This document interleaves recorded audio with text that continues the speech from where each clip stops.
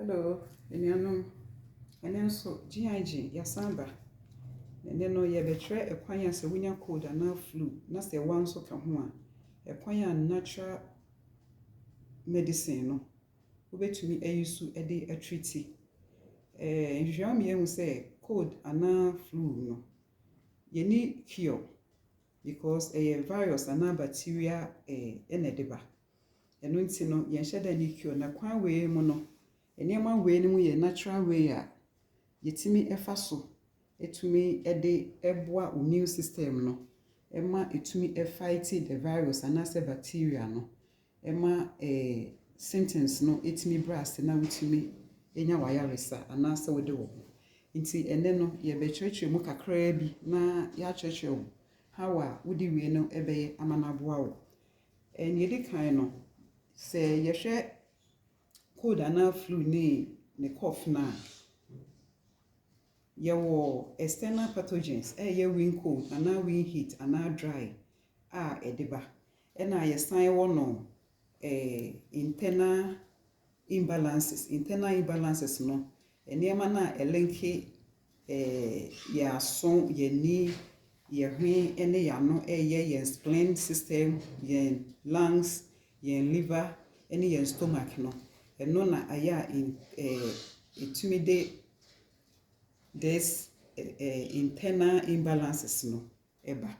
na and then you hear no more of because your name we no you hear no more of the external pathogens medical can say you wind cold and now wind heat wind cold no sentence na ubetimi ehun say ni amenye you wind cold and now say wind heat because as a would treat bibia e was say we the source na ya rain if no na wetimi the right enema etimi treaty enti no ye behwe the wind cold no enema se wunya cough na cold na flu a be mo hu se ye wind cold na se ye wind heat se ye wind cold a wo be hu se taibo wasan wo sneeze wo feel cold na wunya running nose na flames no so a eya eba ewo wind cold mo no eye white na eye light na wutimi nya headache na wutimi say ya na ubo etai wodu saka wo a limbs no wutimi say aching kakra ewo ho eno na ye symptoms na ewo wind cold no ti say nyema na ye be prepare yi for this manifestations makeken na ye wo wind heat no so no say ewo ho a wo coffee by coffee wutimi say wo coffee a loud na harsh na wo breathing no so no wutimi say sound ewo breathing nim yes wo homia tumi say wuti noise ewo breathing nim na wo mucus no anase flames no wutimi say yellow ana green na say wo pese wuti amaman na mucus na wo fane ne easy to say wind cold because ayetic into no wo brand sana we amaman na a sign ya be to say fever ubenya dry nose ubenya sore throat u nose no so be dry na u sign feel mild chilled hanu de ya na won sheda feel coldness no and say chillness I just mild na hanu so no hono mo so no ye wind heat no enema etimi eboa na kese watermelon juice orange and lemon ukasa nema mensan bomu a itimi sobe wo the wind heat nti se o sentence no enye wo be bia o sentence ne wa na wo hu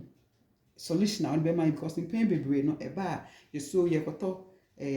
cough syrup ana cough mixture ana say ye kofa antibiotic there be e wo se wo hu ni a yare ni efi ni ye de baaye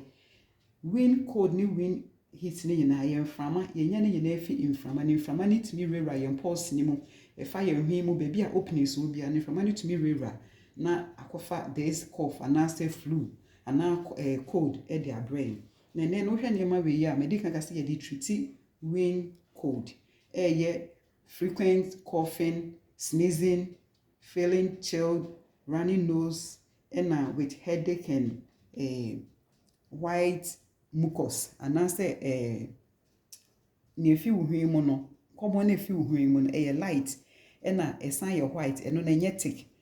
wo start me say wo throat nso so e keka wo mini mo keka wo nti nema na ye treat ni be nie ene ye hwe no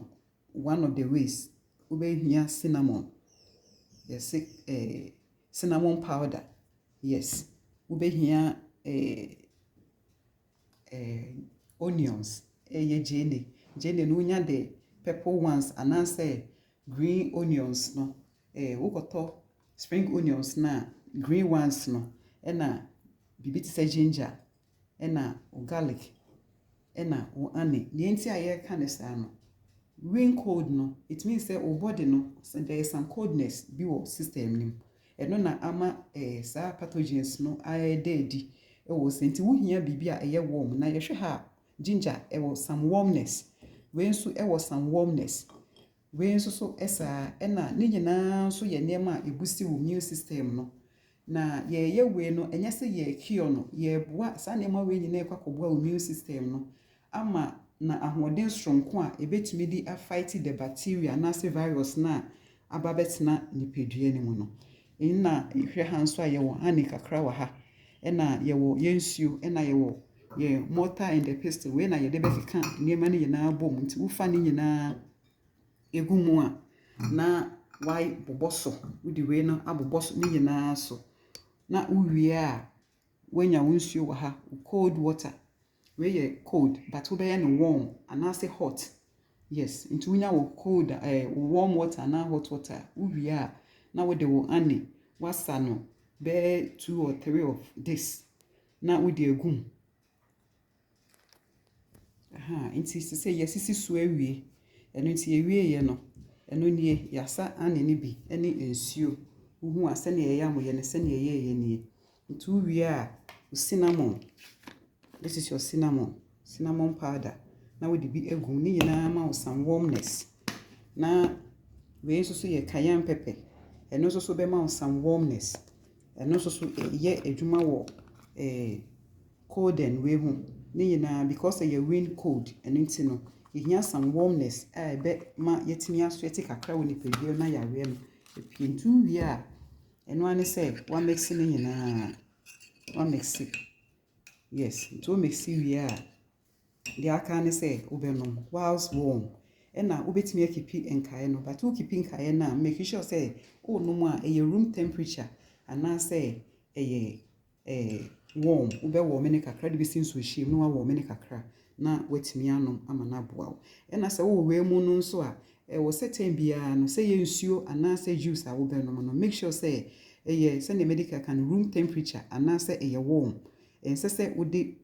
cold esan beka body na experience that cold no eba ne sa wo mboa immune system no ema no entimi enhele na wo say wo jai bibia ye sugary food edi because sugary food no emboa immune system ne ma ne ntumi nya adwuma eno nso fast enhele nti ene no kakra ye de abrɛ mu ni se wo hia wo koyen messages a wo betimi a type se wo additions a wo betimi de aka ho se wo bibi nchichire mu bi nso apese ye de manwo a ye betimi nso so aboa wo achichire mama na kwachi ama wate ase nti medam ase